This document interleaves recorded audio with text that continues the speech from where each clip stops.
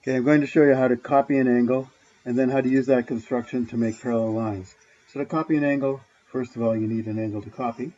So we're going to just draw any old angle here, and we'll call this A. And you need the place you're going to copy it to. So I'm going to just draw a line down here,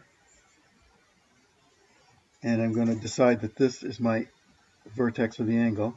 I'll call that point B. Okay, so I've got A and I've got B. Now I'm going to take my compass, put it on point A on the first angle, and set it to just any length.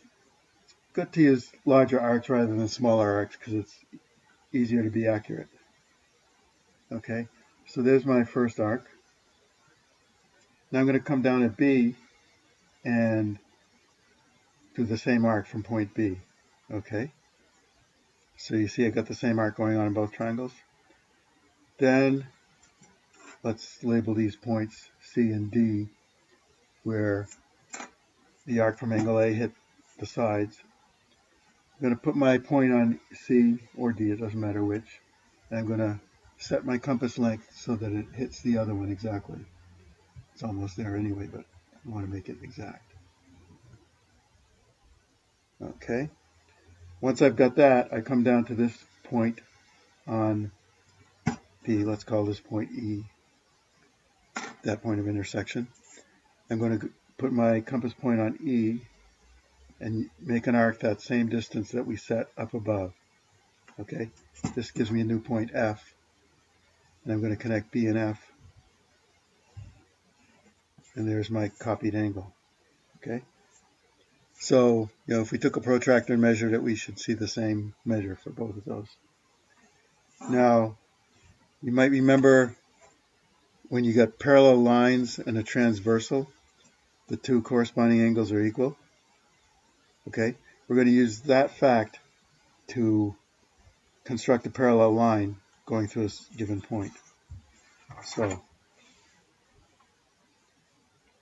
it's basically going to be the same construction we just did.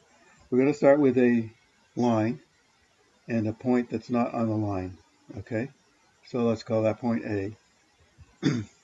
We want to end up with a line that's parallel to this first line that's go through point A, so it'll go something like that. Okay, so first of all, I'm going to draw a transversal. So any old slanty line will do. And then I'm going to take my, this will be a point B here. I'm going to take my compass, stick it on B, and draw an arc. Okay. Now, as things get complicated, you've got to be able to ignore irrelevant information.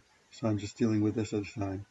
Now I'm going up to A, and I'm doing the same arc from A. And I see it's not hitting the line that I drew, so I'm going to have to extend my line. Do that with a ruler, don't just do it by hand if you need to. Okay?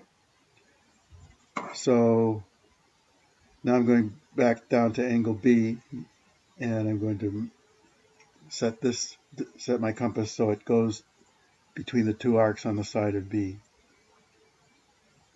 Okay. So I've got my point set here. Let's name these points. This is C and this is D. Let's call this E. Okay. So I've got my length CE. I'm going up to D. I have to reverse it because D's on the top. Put my compass point there and cross that arc out here somewhere. Okay. And that gives me a point F. So now I'm going to connect A and F. And that gives me my parallel line. Ta-da! So we can say that line AF is parallel to line BC. Remember, that's the symbol for parallel. P-A-R-A-L-L-E-L. The parallel symbol is right in the middle of the word parallel. An alternate way to construct a parallel line is to do two perpendicular constructions. I won't show you that.